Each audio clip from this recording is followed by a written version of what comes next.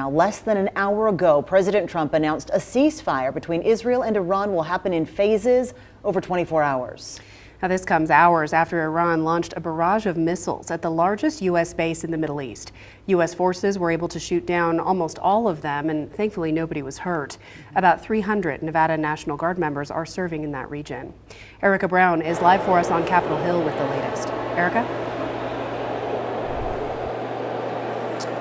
Well, Chris and Ariana, as you mentioned there, the breaking news here in Washington, President Trump just a short time ago on social media announcing a ceasefire agreement between Israel and Iran. This comes after the president called for peace following Iran's retaliatory strikes on the largest U.S. military base in the Middle East. And President Trump earlier reacted to those strikes, calling them a very weak response that was expected and did little damage.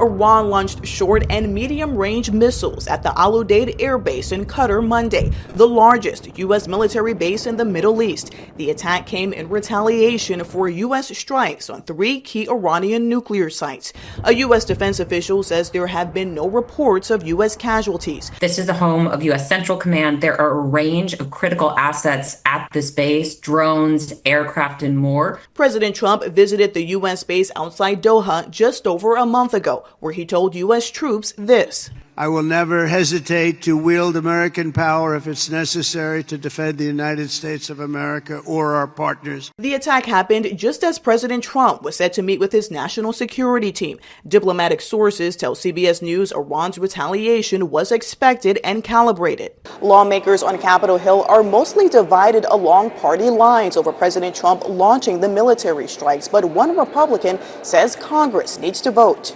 On social media, the Republican Thomas Massie of Kentucky wrote under the War Powers Act, the president is required to withdraw from hostilities in Iran within 60 days unless he gets a vote of Congress.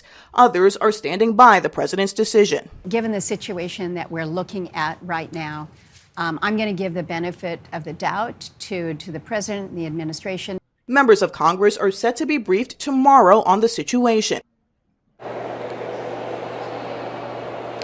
Now here on Capitol Hill, lawmakers pushed for votes on war powers resolutions to try to limit the U.S.'s involvement in this conflict. And House Speaker Mike Johnson pushed back, saying it's not the time for politics, and he believes that a vote on a war powers resolution is not necessary. Ariana, Kristen.